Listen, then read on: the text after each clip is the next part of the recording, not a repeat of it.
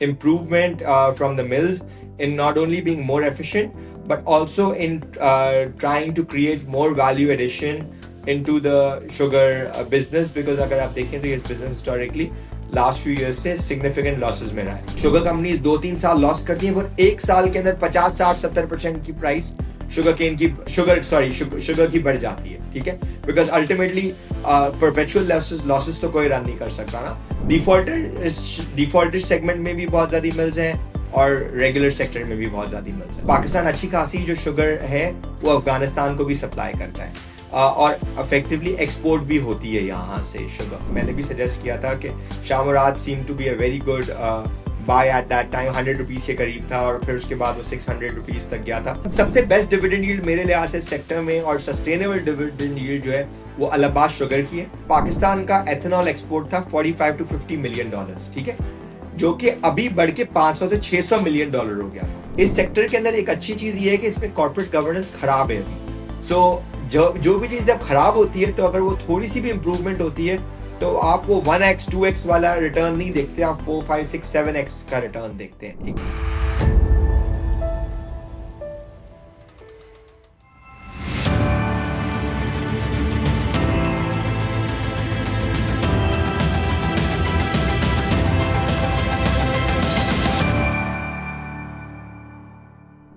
अस्सलाम वालेकुम सलमान भाई, क्या हाल है? खजर भाई, कैसे हैं आप? बिल्कुल ठीक।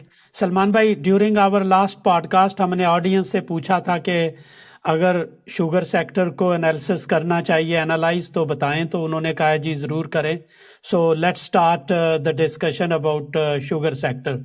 सो सलमान भाई, सबसे पहले मैं आपसे पूछूंगा कि हमारे शुगर सेक्टर में कौन सी लिस्टेड कंपनीज हैं और वो इन टर्म्स ऑफ प्रोडक्ट ऑफरिंग एक दूसरे से किस तरह डिफरेंट हैं? सो बेसिकली खजर भाई, शुगर मिल्स के अंदर मेजरली बहुत डिफरेंसेस हैं और बहुत सिमिलैरिटीज भी हैं। जैसे अगर आप देखेंगे कि JDW sugar suppose to be is one of the largest sugar mills in the country.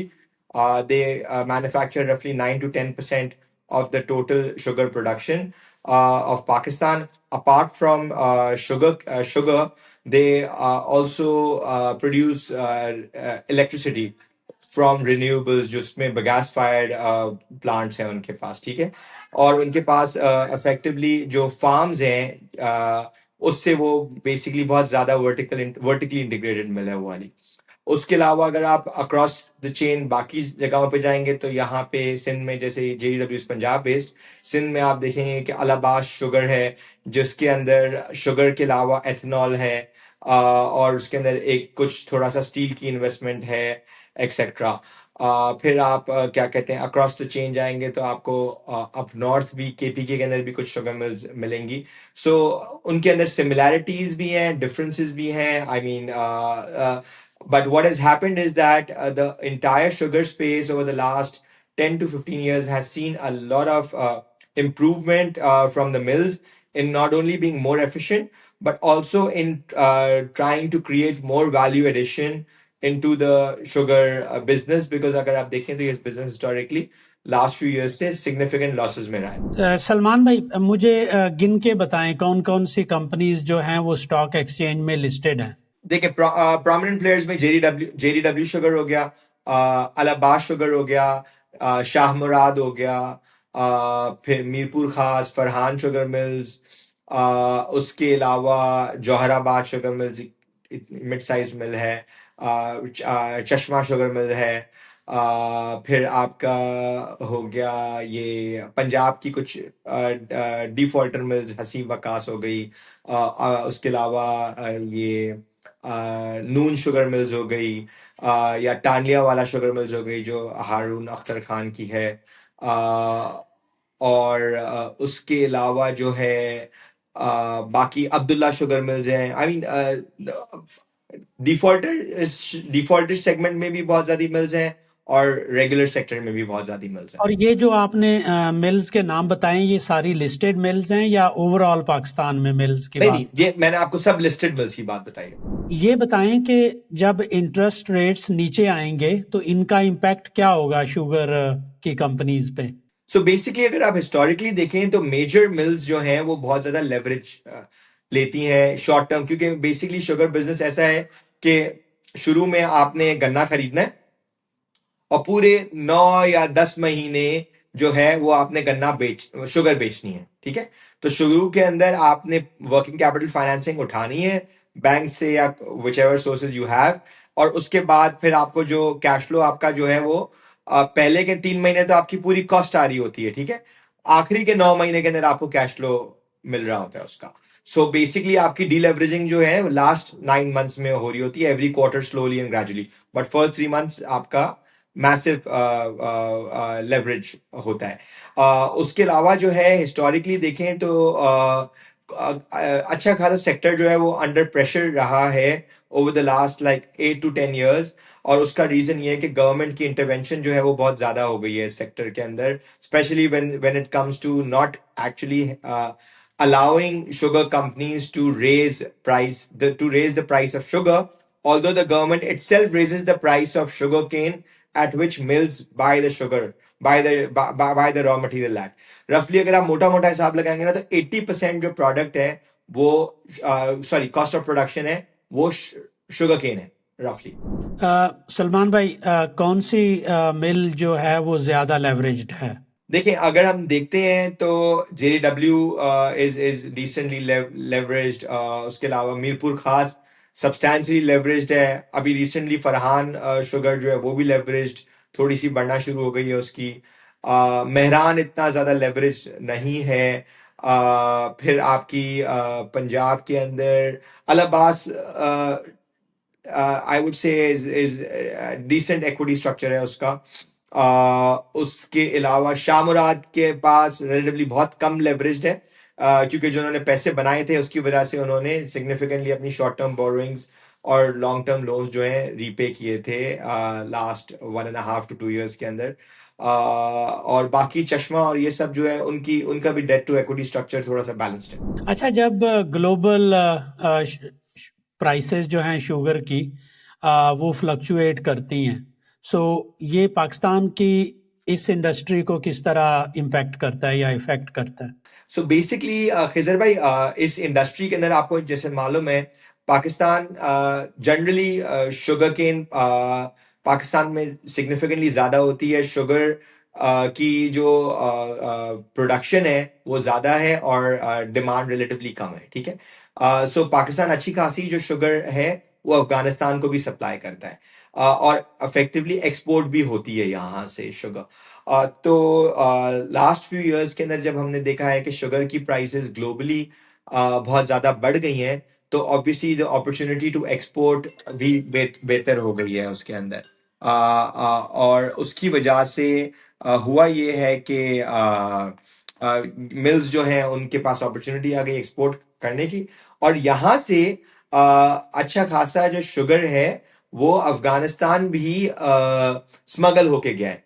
तो उसकी वजह से जो difference between the global prices and Pakistani prices have narrowed down, although अभी वापस से वो नंबर जो है वो बढ़ गया रिसेंटली। सलमान भाई, हमने लास्ट टाइम जब शुगर सेक्टर को डिस्कस किया था तो उसके बाद बहुत सारे जो स्टॉक्स हैं उन्होंने बहुत अच्छा परफॉर्म किया था। मैं देखता था कुछ जो कंपनीज थी उनके स्टॉक्स ने अपर कैप्स बहुत ज़्यादा लगाए थे। सो आप ये बताएं कि कौन से ऐसे फैक्टर्स हैं जिन्होंने कुछ स्टॉक्स को तो बहुत ओवर परफॉर्म करवाया है और कुछ स्टॉक्स जो हैं अभी भी अंडर परफॉर्म कर रहे हैं, जैसे शाह मुराद वर्सेस मीरपुर खास है। सो बेसिकली एक चीज इंटरेस्टिंग हुई थी कि जब हमने डिस्कशन भी किया था, और आपको याद है मैंने भी सजेस्ट किया था कि Shah Murad seem to be a very good buy at that time, 100 rupees के करीब था और फिर उसके बाद वो 600 रुपीज तक गया था। और उसका रीजन ये था कि ethanol prices were going up, sugar cane and sugar prices were also slightly going up. और शाह मुराद को एक बेनिफिट ये था कि उस वक्त एक्सपोर्ट के अलावा वो उसके पास अच्छी खासी शुगर और मोलासेस जो है उसने खरीद ली थी, ठीक है। सो और लेवरेज ऑब्वियसली कम थी, तो इंटरेस्ट रेट्स उस वक्त हाई थे, तो उनको उस तरह से बैलेंस शीट पे इम्पैक्ट नहीं पड़ रहा था। So that was why the earnings were going up. और उन्होंने फिर एक पॉलिसी बनाई थी अपनी हायर डिविडेंड्स की लास्ट ईयर। तो डिविडेंड्स भी वो जब दे रहे थे तो ऑब्वियसली उसकी वजह से भी एक री रेटिंग स्टॉक के अंदर आई थी। और in fact the management itself started buying the shares until 200 rupees. तो फ्लोट भी थोड़ा सा कम हो गया था. मीरपुर खास के अंदर अगर आप देखेंगे कॉन्सिक्वेंटली वो भी रिलेटिवली एक डिसेंट मिल है, और उसके अंदर एक पेपर का प्रोजेक्ट आया था last year, which is now trying to diversify the sugar operations of the company. तो लेकिन लास्ट ईयर ऑब्वियसली जो इंटरेस्ट रेट इतने ज्यादा बढ़ गए, और उसके बाद जो है वो क्योंकि न्यू लाइन ऑफ बिजनेस था, और डिमांड अगर आप देखें पाकिस्तान में पैकेजिंग मटेरियल से लेके हर चीज की डिमांड कम हो गई थी, रियल इकोनॉमी ऑब्वियसली थोड़ी सी स्ट्रिंक कर गई थी, तो उसकी वजह से मीरपुर खास को फाइनेंस कॉस्ट की बहुत बड़ी हिट आई थी.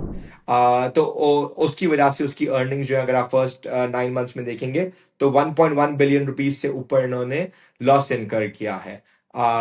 So that was why the stock price effectively has not performed. अच्छा, ट्रैक एंड ट्रेस सिस्टम की हमने बात की थी लास्ट टाइम, तो उसकी क्या अपडेट है? बेसिकली खजर भाई ट्रैक एंड ट्रेस तो इन प्रिंसिपल तो वो है, इन्फोर्स्ड है, लेकिन शुगर मिल्स के अंदर अगर हम देखते हैं लिस्टेड कंपनीज जो अच्छी वाली हैं 10 से 12 हैं, बाकी जो अनलिस्टेड स्पेस है उसके अंदर बहुत सी मिल्स हैं जो पॉलिटिशियंस और उनकी होती हैं, तो उनमें तो कोई हिसाब ही नहीं है ना कि कितनी शुगर एक्चुअली कंपनी ने प्रोसेस की है, क्योंकि बिकॉज वो लोग क्या करते हैं कि वो कैश के ऊपर, ऑब्वियसली मेजर तो शुगर केन जो है वो कैश पे खरीदी जाती है, तो आपको तो किसी को भी नहीं पता ना कि कितनी वो वाली मिल प्रोसेस कर रही है और कितनी बेच रही है. तो ये वाली मिल जो है जो परपेचुअल लॉसेस करती हैं, जो पॉलिटिशियंस की पोटेंशियल मिल्स हैं, तो वहां पे एक इशू ये है कि आपको ये नहीं पता कि सेल कितनी हो रही है, और सेल के अंदर फिर जो जीएसटी की जो जीएसटी की तरफ से जिस तरीके से वो गेम करते हैं, 18% जीएसटी अगर कोई मिल जो है वो लेट्स से बताती है कि मैं 5 लाख टन एक्चुअल प्रोड्यूस करती है, दिखाती है 2 लाख टन मिसाल के तौर पे, तो 3 लाख टन की जो प्रोडक्शन है उसकी जो जीएसटी है वो तो स्ट्रेट मिल की जेब में है ना. सो एक इशू ये है कि ये इसको किस तरीके से और किस एफिशिएंसी से एफबीआर खत्म क्लोज करेगा, और ऑब्वियसली इसके अंदर सिग्निफिकेंट पॉलिटिकल और वेस्टेड इंटरेस्ट है, तो ये चीज तो आपको मालूम है ग्लोबली भी और यहाँ पे भी it was impossible to to close.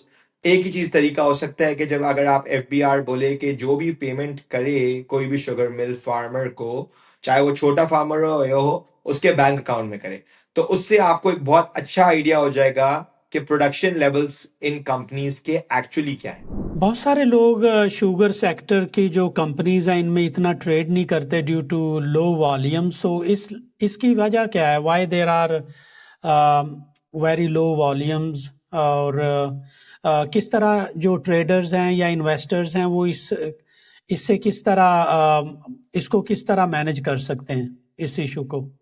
So basically, historically, अगर आप देखें ना खिजर भाई, sugar cane sector was a pretty big sector in Pakistan, जिसकी वजह से ये सब मिल्स जो हैं ये लिस्टेड हैं. बिकॉज मतलब कि आपके 20-25 साल पहले अगर आप देखें, जब आपकी इकोनॉमी रियल सेंस में पोस्ट जियाउल हक टाइम जब इम्प्रूव होना शुरू हुई थी, या प्राइवेटाइजेशन का जो प्रोसेस है वो स्टार्ट हुआ था, तो उसकी वजह से जो एक मेजर इंडस्ट्री है वो शुगर केन की इंडस्ट्री थी. ठीक है, सो उस वक्त तो रिलेटिवली मुश्किल था फाइनेंसिंग रेज करना, तो उसकी वजह से वो कंपनीज जो हैं वो लिस्टेड हुई थी अफेक्टिवली. अब ये जो आपका मेन क्वेश्चन है कि लो वॉल्यूम जो लगते हैं. जी, तो बेसिकली क्या हुआ कि ओवर द लास्ट 4-5 years जब मिल्स की एक नेचुरल वर्थ, एक एसेट वर्थ भी है ना, तो जब उनके स्पॉन्सर्स ने ये रियलाइज किया कि यार हमारे एसेट की वर्थ तो बहुत ज्यादा है, और ऑब्वियसली हम लोग को डायरेक्टली अगर हम पैसे नहीं बना रहे तो हम अपना शेयर, अगर हमारा शेयर सिग्निफिकेंटली सस्ता ट्रेड कर रहा है, तो बहुत से स्पॉन्सर्स ने या डायरेक्टली बायबैक्स किए या तो शेयर्स अपने खुद के खरीद लिए. मैं आपको एग्जांपल देता हूँ, जेडब्ल्यू ने बहुत बड़ा बायबैक किया, जहां पे उनके पास वैसे ही उनका फ्री फ्लोट कम था, लेकिन उन्होंने पूरा फ्री फ्लोट खत्म कर दिया मार्केट से. अभी अभी सिर्फ स्पॉन्सर्स के पास ही मेजर शेयर होल्डिंग है. फिर उसके बाद आपके आ गए ये बाकी जो शुगर मिल्स हैं जिसमें sponsors have started increasing their stake in the sugar mills. इसमें फरहान शुगर है, उसके स्पॉन्सर्स ने बहुत मेजर शेयर होल्डिंग अपनी बढ़ा दी है. उसके अलावा आपका अल अब्बास के ओनर्स ने रिलेटिवली ख़त्म कर दिया है तकरीबन फ्री फ्लोट। फिर टांडिया वाला शुगर जहांगीर ये हुमायूं अख्तर की है, उन्होंने भी अपनी मेजर शेयर होल्डिंग इंक्रीज कर दी है। तो इफेक्टिवली जो वो है फ्री फ्लोट है वो ख़त्म हो गया है। So I think it's more of a फिर ये खैरपुर शुगर है और जो बाकी शुगर कंपनीज हैं, बहुत छोटी छोटी कंपनीज हैं, लेकिन इनके स्पॉन्सर्स ने अफेक्टिवली इनके जो अफेक्टिव फ्री फ्लोट है उसको बाय आउट कर लिया है डायरेक्टली या इनडायरेक्टली।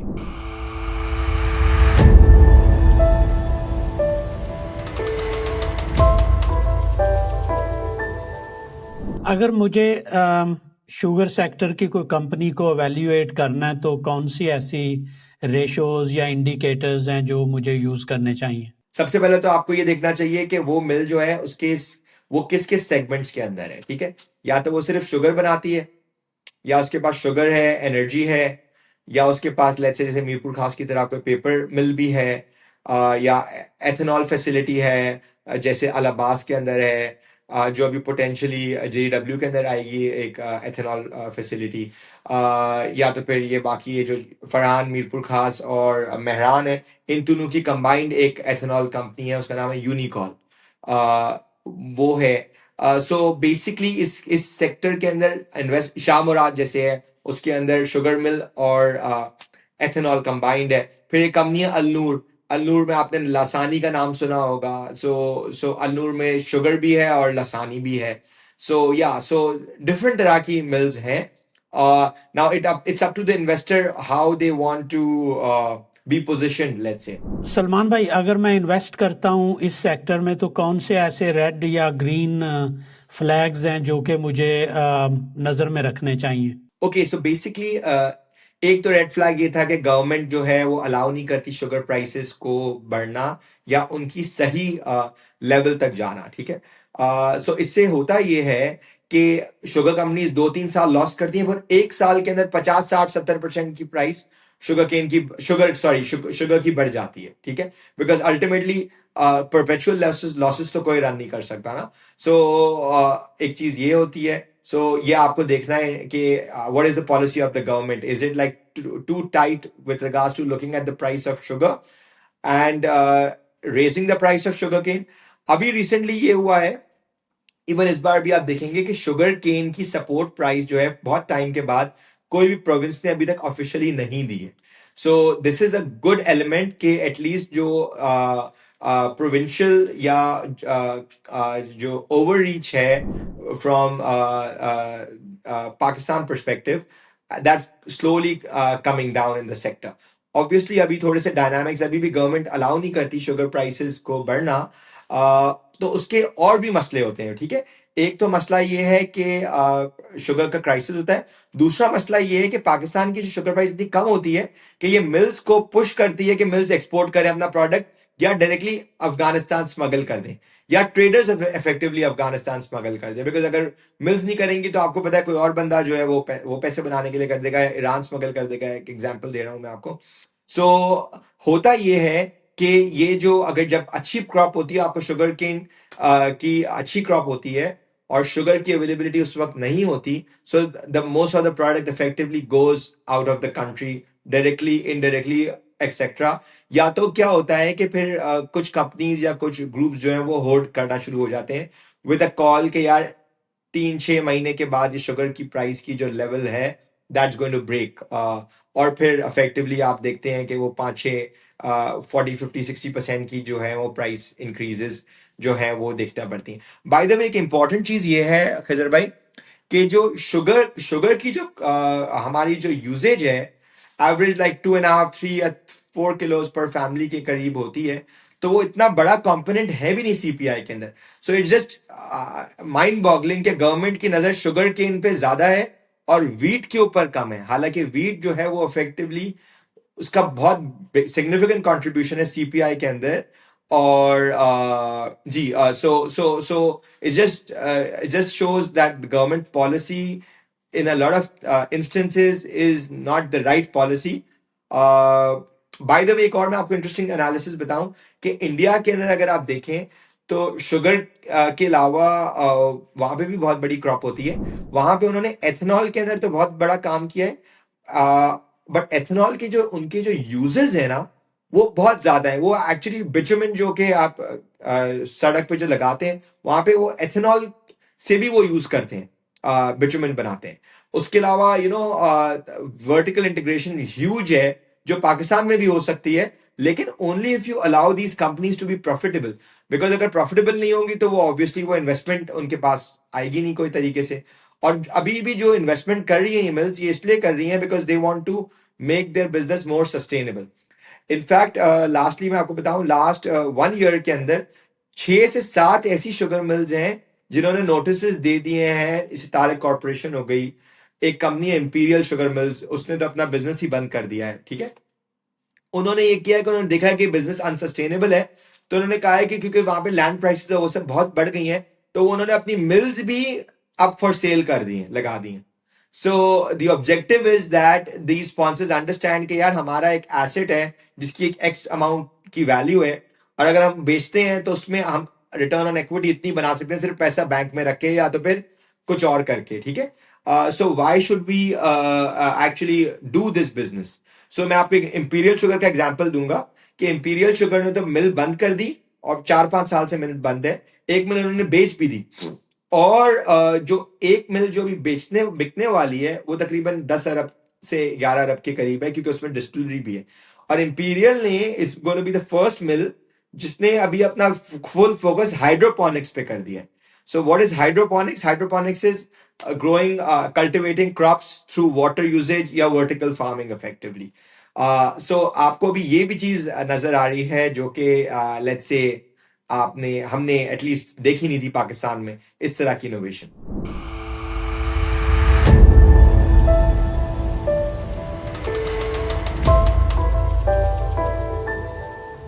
बहुत सारे जो हमारे इन्वेस्टर्स हैं वो डिविडेंड पेइंग स्टॉक्स में इन्वेस्ट करते हैं, तो इस सेक्टर में भी कोई ऐसी कंपनीज हैं जो कि अच्छा डिविडेंड पे करती हैं? बिल्कुल बिल्कुल। आई थिंक जेडीडब्ल्यू से बेहतर डिविडेंड, आई थिंक सबसे बेस्ट डिविडेंड यील्ड मेरे लिहाज से सेक्टर में और सस्टेनेबल डिविडेंड यील्ड जो है वो अलाहाबाद शुगर की है। और अलाहाबाद शुगर की ब्यूटी ये है कि वहां पे दो मेजर शेयर होल्डर्स हैं।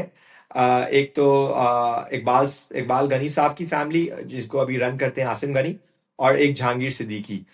सो इफेक्टिवली ये दोनों बड़े शेयर होल्डर्स होने के, and they have opposing views. So the beauty of this structure is that they push each other into improving the operations of the company. And effectively the policy of Alabas is to give maximum amount of cash dividends, क्योंकि उनको पता है कि उनका खुद का business में वो री इन्वेस्ट करने से उनका रिटर्न कम हो जाएगा, और इतना कोई री इन्वेस्टमेंट नीड्स है नहीं, क्योंकि उनके पास एथेनॉल भी है, उनके पास शुगर भी है, उनके पास एक स्टील फैसिलिटी भी है जो अभी बंद है। ठीक है, so that is something which is interesting. उसके अलावा फिर अगर आप देखते हैं तो मेहरान शुगर की डिविडेंड यील्ड अच्छी है। फिर उसके बाद मीरपुर खास और फरहान शुगर मिल्स जो हैं, ये दोनों कुछ कुछ टाइम में डिविडेंड देती है। मीरपुर खास ने भी 1.5 साल पहले 200% का बोनस दिया था अपना कैपिटल को इम्प्रूव करने के लिए, फिर राइट्स दिया थोड़ा सा उसने to fund the paper mills और थोड़ी सी कैपिटल स्ट्रक्चर को ज्यादा इम्प्रूव करने के लिए। फिर उन्होंने इन तीनों मिल्स ने, मेहरान, मीरपुर खास और फरहान ने मिल के यूनिकॉल जो इनकी एथेनॉल कंपनी है उसमें एक शुगर मिल खरीद ली जिसका नाम था पॉपुलर शुगर मिल, जो कि पंजाब में इन्होंने अभी लास्ट ईयर खरीदी है 6.5 अरब रुपए की 6,000 टन की मिल। सो रफली मोटा मोटा अगर हिसाब लगाएंगे आप तो 1,000 टन की मिल जो है तकरीबन 1 से 1.5 अरब रुपए की वैल्यू है अभी। उसके अलावा जो है फिर टांडिया वाला जो छोटी मिल्स हैं ये मैंने इनकी डिविडेंड यील्ड इतनी ज्यादा नहीं है। फिर जोराबाद जो है वो कभी डिविडेंड देती है, consistent policy I don't think के मैंने इसके अलावा और कंपनीज की और मिल्स की देखी है। अच्छा, अभी आपने डाइवर्सिफिकेशन की बात की थी कि इस सेक्टर में बहुत सारी जो मिल्स हैं बहुत सारी प्रोडक्ट्स बनाती हैं, सो इसमें एथनॉल और जो दूसरी बाय प्रोडक्ट्स हैं उनकी एक्सपोर्ट के क्या प्रोस्पेक्ट्स हैं? बेसिकली खिजर भाई अगर आप 10 साल पहले देखेंगे तो पाकिस्तान का एथेनॉल एक्सपोर्ट था $45 to $50 मिलियन, ठीक है, जो कि अभी बढ़ के $500 से $600 मिलियन हो गया था। अभी थोड़ी सी एथेनॉल की ग्लोबली प्राइसेस थोड़ी सी कम हुई है, बट लेट्स सी वो कहाँ पे जाती हैं. But effectively you're talking about a 9 times increase in the last like 9 to 10 years. So that's a phenomenal improvement. और एथेनॉल आपको पता है कि एक और प्रॉब्लम ये भी है पाकिस्तान में कि आपको डायरेक्टली एक्सपोर्ट करना है कराची के through. So the mills are becoming more efficient. They are finding the right principles to export it at. और फिर ये जो जीएसपी जो यूरोप ने हमें जीएसपी प्लस का जो बेनिफिट दिया था, उसकी वजह से also these mills have benefited into exporting ethanol. और फिर वो 1% का शुगर का जो एक्सपोर्टर्स को जो बेनिफिट था 1% टैक्स का, वो भी एक बहुत बड़ा किकर था to export for these mills, जो कि अभी इस साल से इफेक्टिवली खत्म हो गया. आजकल बहुत सारे जो इन्वेस्टर्स हैं वो एथिकल इन्वेस्टिंग को भी प्रमोट करते हैं. मैं अमेरिका में इन्वेस्ट करता हूं, तो जो ब्रोकर है IBKR इंटरएक्टिव ब्रोकर्स, उनकी एक सेपरेट ऐप है इम्पैक्ट के नाम से. वहाँ पे जाके एज एन इन्वेस्टर मैं अपनी वैल्यूज़ को चूज़ कर सकता हूँ कि मेरी वैल्यूज़ क्या हैं. Do I focus on sustainability, environment, code of conduct जो कंपनी का है, डिफरेंट जो एथिकल बिहेवियर्स होते हैं इंसानों के. सो इस सेक्टर में बहुत सारे लोग इन्वेस्ट नहीं करते मेरे जैसे. वो समझते हैं कि मिल्स जो हमारे किसानों को पैसे नहीं देती, टाइम पे सही नहीं प्राइस देती. उसके बाद जो शुगर की प्राइसेस होती हैं, कभी ऊपर जाती हैं कभी नीचे जाती हैं, मुकमकाव होते हैं. तो इस तरह की कंट्रोवर्सीज चलती रहती हैं. तो आपकी क्या एडवाइस होगी मेरे जैसे लोगों के लिए जो एथिकल इन्वेस्टिंग को प्रेफर करते हैं? अच्छा खिजर भाई, बेसिकली देखें, सबसे पहले तो आपने देखना है कि वो मिल है किसकी. ठीक है, अगर पॉलिटिशियंस की मिल है तो उसमें हमेशा ये वाले मसले होते हैं. लेकिन अभी जो पॉलिटिशियंस हैं, दे हैव आल्सो अंडरस्टूड कि यार at the end of the day business is going to be sacrosanct in terms of कि अगर आप अच्छी तरह बिजनेस नहीं करेंगे तो ऑब्वियसली फिर there is no point to run the mill. So slowly and gradually these mills are also reforming effectively. देखिए, एक अच्छी चीज ये है सेक्टर की कि इसमें कोई इंपोर्टेड कंटेंट नहीं है. This will be interesting because आपको याद है 1.5-2 साल पहले मेजर इंडस्ट्रीज पाकिस्तान की बंद हो गई थी. क्यों बंद हुई थी? बिकॉज डॉलर्स हमारे पास नहीं थे.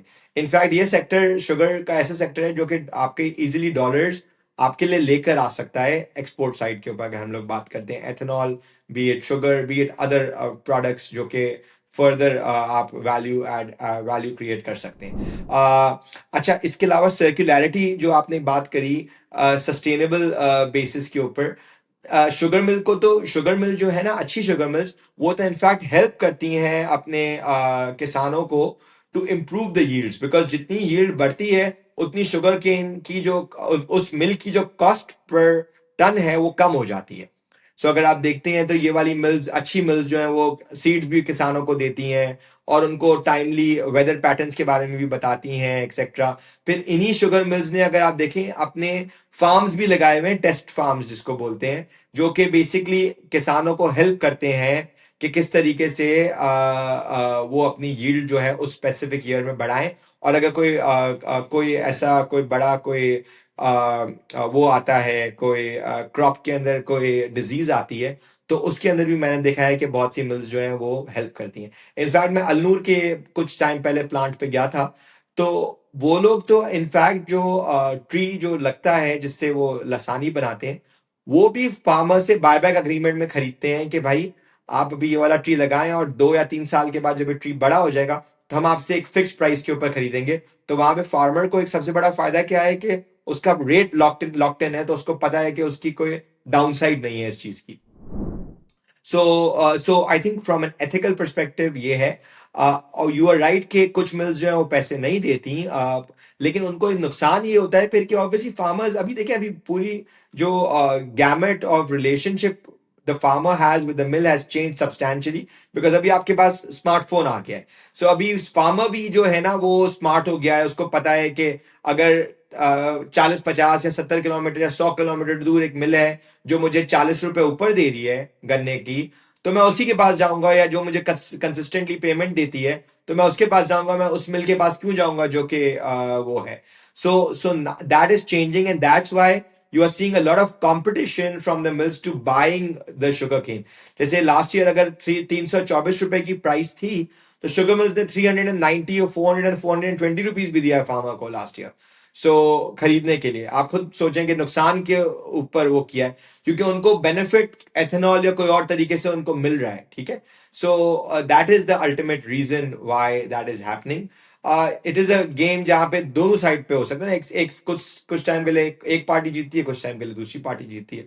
बट आई थिंक के पॉलिटिशियंस की जो मिल्स होती हैं रिलेटिवली, और वो भी पुराने स्टाइल पॉलिटिशियंस की, उनके अंदर ये वाले मसले होते हैं। जो रेगुलर मिल्स हैं, आई हैवंट सीन कि उनके कंसिस्टेंट मसले रहे। इस सेक्टर में कोई टर्न अराउंड स्टोरीज हैं अदर देन हसीब वकास, जैसे आपने लास्ट टाइम निकाली थी और उन्होंने बहुत अच्छा परफॉर्म किया था? देखिए, मेरे लिहाज से टर्न अराउंड स्टोरीज बहुत हैं। जैसे अगर आप देखते हैं मीरपुर खास का, मैं देख रहा था, हमने पहले भी इसको कवर किया है आपके शो के अंदर ही। अभी मैं देख रहा था इसकी मार्केट कैप सिर्फ 2 अरब की हो गई है, जो बीच में थोड़ी सी बढ़ गई थी। ऑल्दो इसमें अभी पेपर प्लांट भी है, बहुत बड़ा पेपर प्लांट है। और मेरी तो सोर्सेज ये हैं, कह रही है मुझे, मैंने विजिट भी किया ये वाले प्लांट को कुछ टाइम पहले। तो आई थिंक ये प्लांट जो है ना, ये कॉरोगेशन भी लगाने वाले हैं थोड़ी सी, अगर हालात कंट्री के बेहतर हो जाते हैं तो।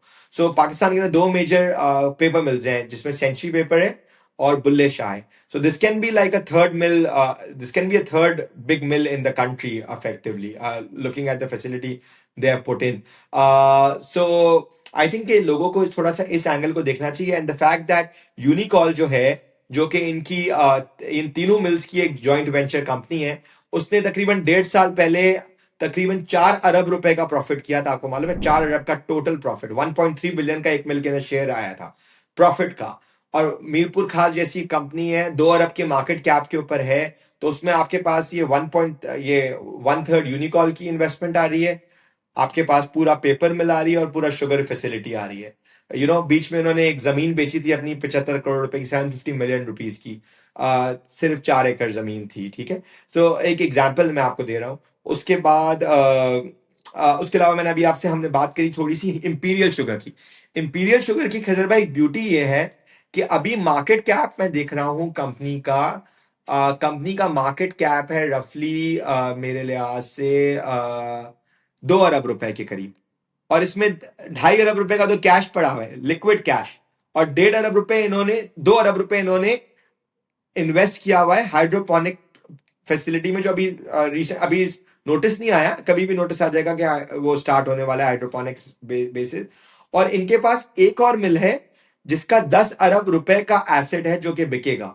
सो रफली इफेक्टिवली, क्योंकि जब बिकेगा तो कैश की टर्म में बिकेगा, so this mill can potentially have like a 12 billion rupee of cash on it's books, जो कि अभी आपको सिर्फ 2 अरब के अंदर मिल रहा है। और इसके स्पॉन्सर क्या कर रहे हैं कि जानबूझ के अकाउंट्स डिले करते हैं एक्सेट्रा, और फिर वो इनडायरेक्टली वो शेयर्स अपने खरीदते हैं, because ultimately the sponsor understand that this is a mill जो कि सिग्निफिकेंटली अंडर वैल्यूड है, and they are still part of the defaulter segment, but it's only default why because production start नहीं हुई। तो जिस दिन अभी ये अपनी प्रोडक्शन का नोटिस देगा उसका हाइड्रोपोनिक्स का, तो वहां से ये पोटेंशियली 1 2 3 महीने में डिफॉल्टर सेगमेंट में निकल जाएगा। बिकॉज हमारे यहाँ पे कुछ रेगुलेशन है पीएसएक्स की, कि अगर कोई कंपनी जिस सेक्टर में है, अगर उस सेक्टर के अंदर प्रोडक्शन उसकी नहीं होती, तो वो डिफॉल्टर सेगमेंट के अंदर प्लेस हो जाती है।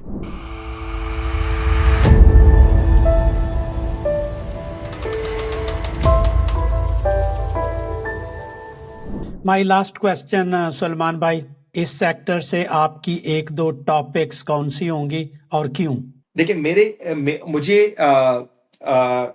इस टाइम के ऊपर इंपीरियल शुगर जो है, जिसका नया नाम इंपीरियल लिमिटेड है, वो मुझे वैल्यू के लिहाज से बहुत अच्छा प्ले लगता है। एसेट प्ले उसमें बहुत बड़ा है, क्योंकि कभी भी आई थिंक कि वो 3 या 4 साल से उन्होंने एक शुगर मिल अपनी फॉर सेल रखी भी है, उसमें 10 12 अरब रुपए का कैश आ जाएगा, जीरो डेट है अभी कंपनी की। और ये 2 अरब रुपए के मार्केट कैप के ऊपर है। 2.5 अरब का तो कैश मैंने आपको बताया अभी कंपनी के अंदर है, 1.5-2 अरब रुपए इन्होंने इन्वेस्टमेंट करी हुई है अपने हाइड्रोपोनिक के अंदर। सो आई थिंक ये one less than 1/6 of book value trade कर रहा है अभी, और book value is as good as cash ना, ऐसा भी नहीं है कि उसके पास बहुत ज्यादा कहीं पे पैसे फंसे हुए हैं। उसके अलावा मीरपुर खास इज ऑल्सो समथिंग जो कि मैं समझता हूँ कि अभी आप देखें कि यूनिकॉल का इन्होंने सुकूक करने की कोशिश कर रहे हैं। सो इट्स अभी यूनिकॉल के ऊपर जो टैक्स ट्रीटमेंट है वो 33% ही हो गया है एक्सपोर्टर के ऊपर। So it's very likely that Unicol will also potentially do an IPO very soon. So I think कि ये है। उसके बाद इनका पेपर प्लांट है starting to become break even, और जैसे ही ब्रेक इवन की फेज से हटेगा तो ये रफली सिग्निफिकेंटली कैश फ्लो अक्रेटिव होगा मेरे लिहाज से। और इसमें सबसे बड़ी जो ब्यूटी है खजर भाई वो ये है कि इनकी जो cost of generation of electricity, क्योंकि बगास फायर प्लांट है इनके पास जो लगा हुआ, वो तकरीबन 10 से 12 रुपए पर किलोवाट आ रहा है। और आपको पता है अभी ग्रिड की आजकल इलेक्ट्रिसिटी की कॉस्ट 50-55 रुपए के करीब है। तो ये जो इतना बड़ा डेल्टा है ना, ये आपका बहुत बड़ा बेनिफिशियरी मीरपुर खास बन सकता है इस पूरे सेक्टर में। फिर उसके अलावा मुझे अल अब्बास अभी recently stock price has moved up, but Al Abbas अगर नीचे आता है so Al Abbas and even Shah Murad they are good companies to buy in. Right now, the sugar sector is on its what do you say? uh, बिल्कुल वर्स्ट साइकिल के अंदर है अभी, कि अभी सब मेजर कंपनीज लॉसेस कर रही हैं। सो जहां पे ये टर्न अराउंड, और अभी इंटरेस्ट रेट की वजह से जैसे मीरपुर खास के अंदर लेवरेज भी बहुत ज्यादा है, तो इंटरेस्ट रेट के अंदर जो भी 10% की जो काइबोर की मूव हुई है, अगर आप काइबोर देखें 13% के करीब आ गया है, जो 22.5% के करीब था एक साल पहले। तो 9-10% की जो सेविंग है, वो जब आप नंबर्स में अगर आप देखेंगे तो आप बोलेंगे कि ये जो टर्न अराउंड आपको नजर आएगा वो मॉन्यूमेंटल होगा, एक्सप्लोसिव टर्न अराउंड होगा मेरे लिहाज से पूरे सेक्टर के अंदर। सो that is something which investors should look at. And the other factors कि मार्केट, स्टॉक मार्केट के अंदर भी बहुत जबरदस्त री रेटिंग हुई है, तो कुछ चीजों की प्राइसेस बढ़ गई हैं। सो नाउ आई थिंक कि अभी थोड़ा सा लोगों के पास कॉन्फिडेंस भी आ गया है। So I think some investors will now go into some of these companies. मैं आपको एग्जांपल देता हूँ, खैरपुर शुगर जो है वो अगर आप 1.5 साल पहले देखेंगे तो 40 रुपए का शेयर होता था, फिर 40 से किसी इन्वेस्टर ने 400 रुपए कर दिया, इसको 10 टाइम्स बढ़ा दिया। सो आपको याद है शाह मुराद भी हमने जब बात की थी, Shah Murad used to be like 100 rupees और something, it went up to like 6 times, right. So इस सेक्टर के अंदर ना रिटर्न्स इसी तरीके से आते हैं कि 2-3 महीने में रिटर्न्स 2-3 टाइम्स हो सकते हैं। सो that is why I would suggest your viewers to look at this sector. And I think that either in companies के अंदर स्पॉन्सर्ड या कंप्लीटली बाय आउट करेंगे कंपनीज को, या तो इनके अंदर एक pretty strong amount of improvement होगा कॉर्पोरेट गवर्नेंस के अंदर over the next 3 to 4 years, जो मुझे लग रहा है स्पेशली ट्रैक एंड ट्रेस के आने के बाद और उसकी सिग्निफिकेंटली स्ट्रॉन्ग इम्प्लीमेंटेशन होने के बाद।